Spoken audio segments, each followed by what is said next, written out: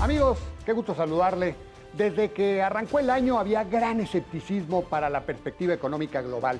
También aquí los expertos habían ajustado sus previsiones para el PIB por debajo del 1%. Sin embargo, con la pandemia del COVID-19 y la guerra en el mercado petrolero, desde hace varias semanas todos los escenarios se tornaron aún más grises. Hay enormes desafíos para donde se voltee, lo que también hará más difícil la situación para el sector financiero. Hoy nos acompaña Andrés Fuentes, socio líder de servicios financieros de la consultora EY. ¿Qué repercusiones traerá para el sistema financiero la actual crisis? ¿Qué tan bien pertrechados están los bancos y otros intermediarios? Lo invito a que se quede con nosotros.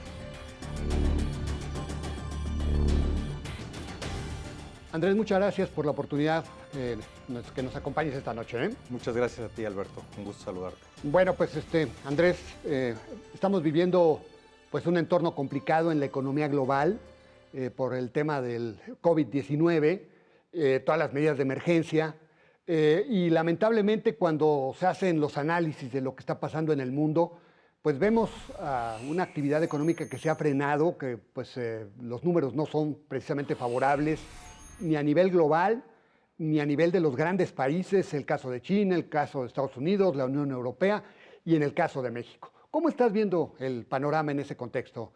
Mira, yo coincido, muchos de los analistas lo que dicen es que se espera una recesión en el año a nivel global, que obviamente impacta a México en lo particular. México es un país que depende mucho, por un lado, del turismo, todo el tema de hospitality, y también del entorno de manufactura. Se espera una disminución en el consumo en Estados Unidos importante, que impacta de manera importante la producción en México, ¿no? Y entonces, el entorno global le afecta de manera directa a México por la dependencia que tiene en particular con la economía de Estados Unidos. Entonces sí se espera una disminución importante y los mismos analistas han salido también a decir que se espera una recesión en México en este año, lo cual puede impactar en muchos sentidos, en la parte del desempleo y obviamente si es muy prolongado esta recesión, también en la parte de inflación. Exacto. Ahora, lamentablemente pues tenemos un enorme vínculo Andrés, con la economía de los Estados Unidos.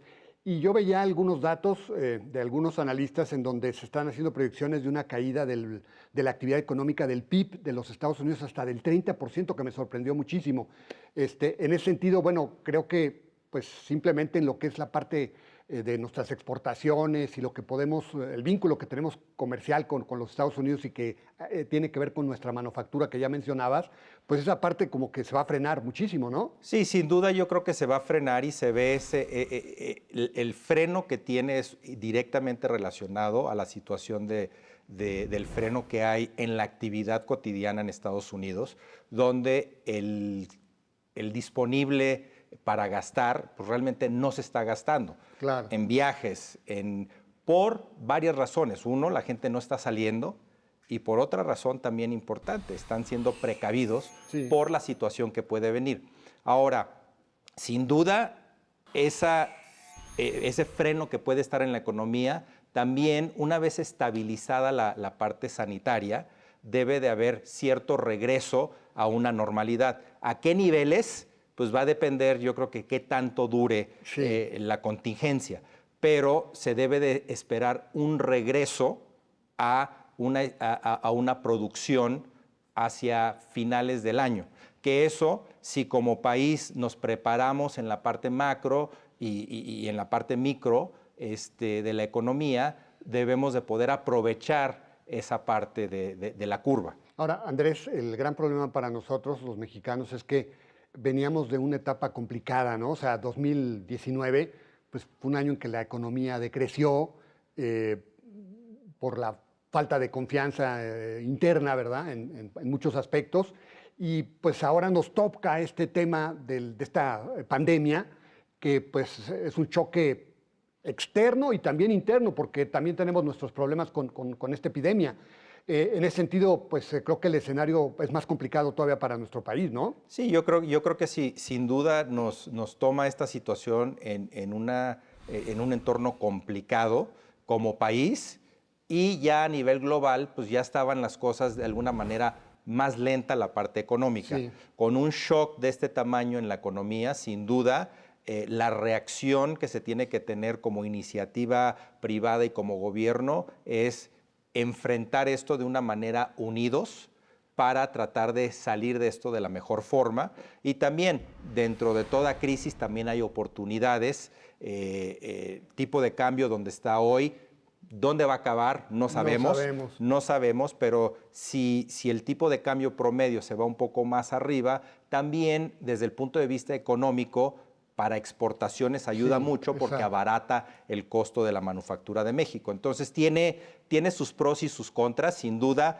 Cómo enfrentamos la crisis inmediata y nos preparamos para poder sobrevivir la crisis y estar mejor preparados para la siguiente fase. Andrés, tú que te la sabes de todas en la parte de servicios financieros, ¿qué tanto le va a pegar al sistema financiero mexicano? ¿Cómo nos toma como sistema financiero? Porque ya sabemos que este tipo de situaciones, estas bajas, estas caídas tan pronunciadas de la actividad económica, pues al final de cuentas le pega al sistema financiero, ¿no? Sin duda le pega al sistema financiero, pero uno de los grandes aprendizajes que hubo en el sistema financiero a nivel global fue la crisis del 2008, donde, como recordamos, hubo un impacto muy importante en los bancos en particular. Sí. A raíz de esa crisis hubo mucha regulación a nivel internacional que nuestro país también tomó para asegurarnos de la suficiencia de capital en el sistema financiero bancario o en el sistema financiero en lo general. ¿Y esto qué es lo que busca hacer? ¿No? Por un lado, hay índices de capital que se requiere tener en el sector financiero. Sí. Hay mínimos y como banca en el país estamos bastante por arriba de sobrados, ¿no? Estamos cerca del 16%, cerca del 16% a principios de este año, donde el mínimo recomendado es más o menos el 10,5%. Entonces dices, desde el punto de vista óptico, a una fecha en particular, el capital se ve bien. La película está bien, La película está bien, pero lo que busca la regulación adicionalmente es estar probando ese capital precisamente para niveles de estrés que pueden suceder, como lo que nos está pasando ahorita. Entonces, hay una prueba de suficiencia de capital que se tiene que estar haciendo en las instituciones financieras que proyecta 2 años hacia adelante qué puede pasar con ciertas variables económicas que dicta la Comisión Nacional Bancaria y de Valores, es decir, oye, ¿qué pasa si el tipo de cambio se va a 25? ¿Qué pasa si las tasas de interés se disparan? ¿Qué pasa si el desempleo... la cartera vencida. La cartera... Y todo eso, esos factores económicos, esos índices económicos, lo que haces es los aplicas a tu balance y a tus estados de resultado para ver si el capital que tienes es suficiente para aguantar estas situaciones de estrés, ¿no?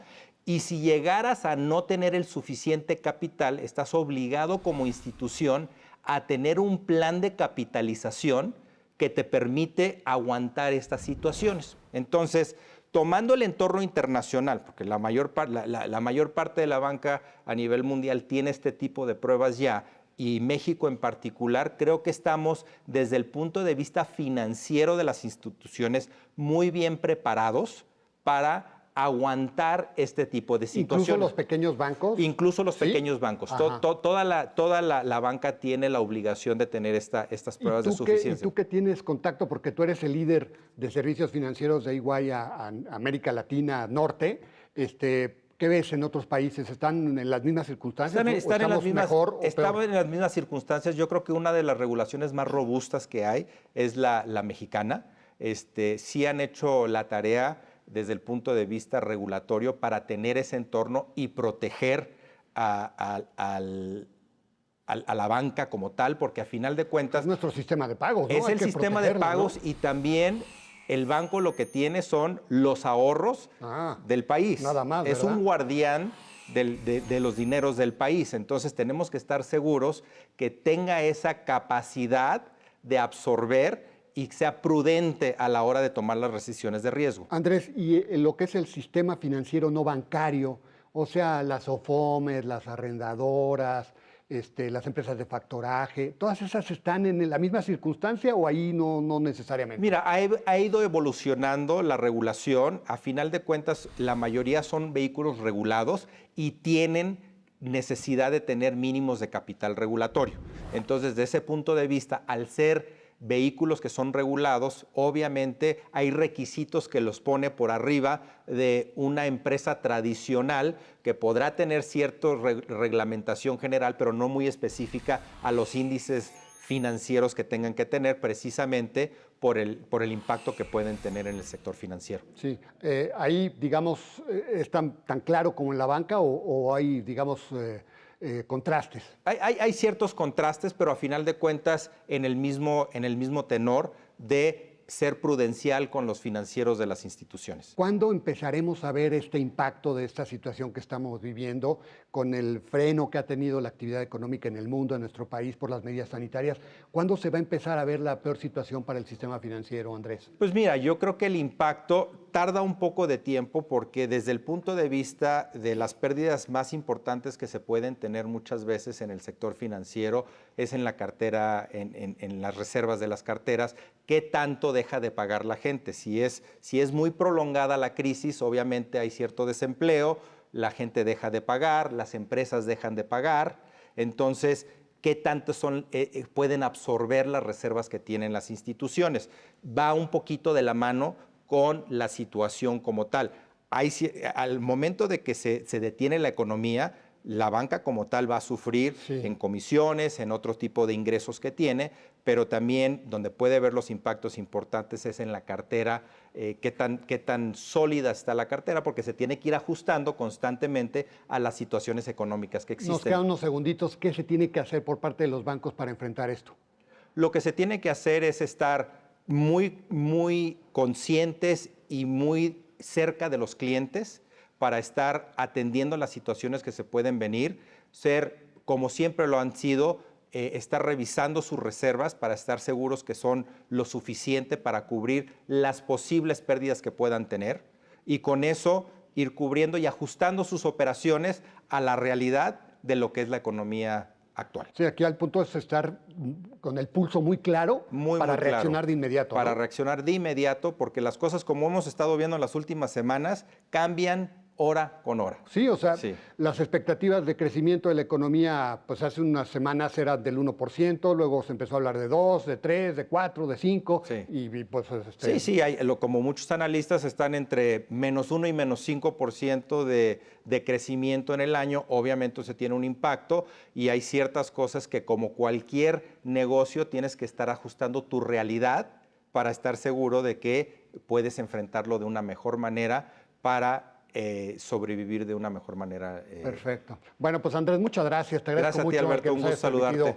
Platicar unos minutitos esta noche. Muchas gracias a ti, Alberto. Un gusto saludarte. Y bueno, pues él es Andrés Fuentes, él es el socio líder de servicios financieros para México y América Latina Norte de EY, esta firma de consultoría multinacional tan importante. Muchas gracias. Gracias a ti, Alberto.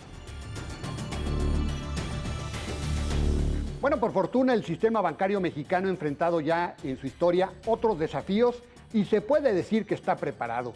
Obvio, no se puede bajar la guardia, sobre todo con algunos bancos pequeños y en lo que hace intermediarios no bancarios frente a un lógico deterioro de las carteras. Si la economía no crece y el empleo cae, es lógico que vengan impagos de la clientela. Como quiera, hay alerta y las autoridades ya se preparan para enfrentar este otro gran desafío. Lo invito a la próxima semana aquí a la misma hora con más nombres. Hasta la próxima.